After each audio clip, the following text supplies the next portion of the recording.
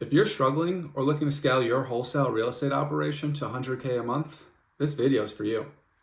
In this three-part series, I'm going to show you the three most important things that help some of my clients sell to 100K per month.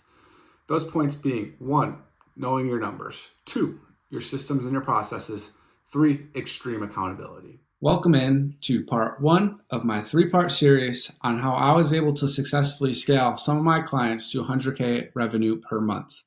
The first part that I'm going to be going over is knowing your numbers. And what do I mean by numbers? Your KPIs, your key performance indicators. You're probably wondering, why is that important? Why that's important is because we want to make this a repeatable process. We want to know, hey, if I want to get X amount of contracts this month, I need to be doing X amount of offers, getting X amount of leads, and making X amount of calls to get those leads. Once you have those numbers, it's a lot easier to kind of sit down, project, understand, hey, this is the amount of work I have to put in. Am I comfortable doing that amount of work, or do I have to go delegate it out and find someone to do it for me? So when it comes to KPIs, how I like to look at, there's a few ways. First, what you need to do is find your baseline. I'm going to increase this for y'all. When tracking your KPIs, your key performance indicators, first I want to find my baseline. What have I been doing recently, month over month? Has it brought me success? Is it working? What are my conversions? That way you can be like, hey, this is where I'm at. One, do I have to improve any of those areas to make things a little bit more efficient? Or if everything's good, okay, now I know I need to produce X amount of activity to get X amount of results. So first I'm going to find out my baseline and where I'm at. Second, as I just mentioned, I'm going to project it out. Whether that's a scaling thing, whether you kind of just want to figure out, hey, what do I need to do to get one contract a month? Once you find your baselines, I'm going to take those numbers, project them out and say, okay, this is what I have to do day in, day out, week in, week out, month in, month out to get me to where I want to go to achieve my goals. So once we find the baselines, once we project it out to know what we need to do, what do we have to do then? Track it. We want to be tracking it daily, weekly, monthly. The reason I like to track it these three ways right here is so we could identify issues and find flaws in our systems quicker. If you're waiting to see your numbers at the end of the month, you could have maybe found something on that weekly time frame or daily time frame that was off. That could have saved you a bunch of money on spending on leads. Or, you could have fixed it and hopefully gotten that contract or, got you to where you wanted to go. So making sure that we're tracking this daily, weekly, monthly, so that you can review it and go back and say, hey, are we on track or are we off track? All right, so now jumping in, I want to go do a little exercise and kind of show you the KPI sheet that I like to use. This KPI sheet is from our Level Up coaching program. Really good stuff here. I kind of dumbed it down a little bit to keep some stuff a secret, but for the most part, this is going to be a lot of good stuff on here on kind of how I would track things. So again, the first thing I want to do is find my baselines. So, I'm going to come in here, add my numbers in to kind of see where I'm at. Once I know kind of where we're at as far as these numbers, we need to know what our conversions are. Let me move myself over here. So we call this a manufacturer line, but this is where we go and kind of project our business of, hey, what do we need to do to get us to where we want to go? And how do we do that? Is knowing our conversion. So what's our lead to net leads number? What's our net lead conversion into appointment? What's our appointment to offers? What's our offers to contracts? Once we have these numbers, we're able to kind of edit these numbers to kind of say, hey, what do we need to do to get us to where we want to go? So you can see in this example, all right, if I convert at 85%, 15, 80, 25, if I want to get 6 contracts on the month, I'm going to have to be producing 236 leads. I'm going to have to go on 30 appointments, 24 offers, 6 contracts, 4 closings at 25. So awesome. It's like, okay, this is what we need to do. I would take that number, break it out on the weekly time frame, set these as my measurables on the weekly, which I'll talk about in a second. But I want to show you over here. Once you know your conversions, you can kind of play with this and say, hey, what if we were a little bit better in this area? What if we convert our net leads to appointments at 20% versus 15%? Now you can kind of see, let me edit these other numbers to get it back. So same thing, to get that 6 contracts, 4 closings to make 100K, You can see right there that it's taken, a little over 60 less leads to get us to where we want to go if we're just better at converting this area. So that's going to be the big thing, is tracking this on a daily, weekly time frame, so we can say, hey, we're struggling in this area. Like, let's go coach our team up. Let's go look at our systems and processes and improve that area, so then we can be a little bit more efficient. Takes a little less money as far as lead flow in this scenario to get us to where we want to go. So once we know kind of what our conversions are, once we have these mapped out and we can say, hey, here are my conversions, what I would do is go edit it, put it in here, and then project it out. Okay, I want to get to 100K revenue a month. I know my conversions. We'll just use this as my scenario. So now it's okay. This is, again, this manufacturing line is on a monthly time frame. So now I'm just pulling out my calculator. And then you're going to come in here and basically divide all these by 4. Okay, if I want to get to 100K, I need to produce 236 leads on a week. So divide that by 4. That's getting 60 leads. 59, but I'm just going to round up. So 60 leads a week. Net leads, 200. All right, we need to be getting 50 of those a week, and so on. So you just keep going all the way down. For time's sake, I'm not going to do that. And then it's just tracking these day in and day out. This is a weekly one. I'll get to the daily stuff. So coming in here, Sunday night, Monday morning, filling this out. I love to go over this with my team so they know, hey, are we on track? Are we off track as a company? If we're off track, let's talk about it. So some of the systems, processes, do I need to train you a little bit more to get you where you're producing where we need you to be?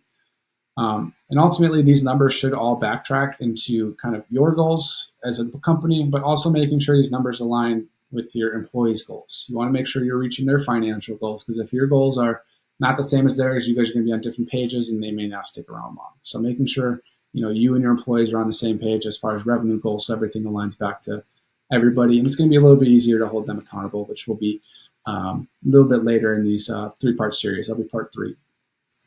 So once we got these weekly ones, I'm going to come in here Sunday night, Monday morning, fill these out. We call this a stoplight report because we're going to mark it green, yellow, red if we exceeded our goal or if we did not meet our goal. So, I come in here and say, hey, we had 62 leads on the week. We had, 30 here. We had 6 here. We have 4 here. We got no contracts. I'm going to come in here and highlight, what happened. All right, 62, that is a green day. We had a red day here, green, red, and red. The reason I like to color these is because it's going to be a lot easier to identify trends week over week. If you're starting to see 2, 3 red days in a row, something's wrong. Maybe we over projected on what we can achieve with our current team, or maybe there's something broken with the process and we need to go review it. So that's why we like to color them green, yellow, red, is to quickly identify trends and say, hey, what's going on? What do we need to fix? Or do we need to be realistic here? So that is going to be on the weekly time frame. Now switching over to the daily time frame. This is going to be more so for your team accountability, making sure everyone's kind of, again, doing the work that is expected of them to achieve these goals. So for this scenario, all right, we need to be producing 60 leads on a week. So if we're just working Monday through Friday, that's 12 leads a day for the team. So over here, for SMS, this is kind of what I would track for SMS, cold call. And again, these are employees. So this is going to be your texter. This is going to be whoever's hitting those phones, tracking these numbers. But ultimately, these 2 leads right here, it should equal up to 12. Like, we need to be producing 12 leads on a week. So we want to make sure our team's KPIs is 12 leads a week. Maybe you bump it up a little bit so that they can, reach a little higher and, make sure, we hit what we want to hit. So this is going to be, daily KPIs, making sure, 1, we're doing the activity, we're getting the tasks out. 2, that we're actually producing what we need to see. Cold call, I want my team to making 250 calls, having 50 conversations, producing 3 leads. Ultimately, this is the goal. Leads is the goal. Contracts is the goal. I didn't change these ones right here, so these are off. This is going to be appointment set. So just as an example, appointment set. Like, this is the end goal. This is what I want to see from them. All this stuff up here is just kind of busy work, which is great and showing that they're doing the work that's necessary to get us to where we want to go. But I want to see, leads. I want to see appointments set and I want to see contracts. So same thing here, having them track it day in, day out, highlighting it green, yellow, red. How I like to go through this isn't necessarily, individually green, yellow, red. Again, this is our end goal here. So if someone has 3 contracts, technically they could do this, and I would call this a green day. Looks like this is formulated to color those numbers red. But like that to me is a green day. You got your end goal. That's what I care about, is getting those. Again, I'm not going to tell somebody that because I do want to see them working, but so if they got 2, all right, we fell short. For every missed call, pull out my calculator again, I'm basically dividing 50 by 3. So I want to see 16 conversations for every missed call. So this person got 2 leads, or 2 leads. I would hope to see, 6 conversations there, 16 conversations. If that conversations fell short, all right, that's when I want to see the calls. So that's kind of how I do the daily stuff, and I'll do that with the LMs. I'll do that with the AMs too. Contracts are 0. Hopefully I see that them completing 3 appointments. If not, I want to see the calls working, making sure they're doing that activity.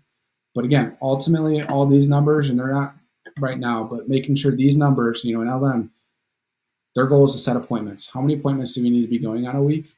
All right, looks like we got to go on 6. So making sure our LMs are getting 1 a day at minimum. Again, hopefully you set them a little bit higher.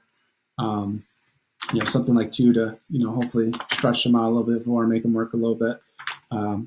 That's the daily team stuff, which is going to go into the accountability, which I'll talk in a later video. But this is just to make sure, again, we are on track and doing the work that's necessary to hit our weekly goals, which ultimately should track to hit our monthly goals.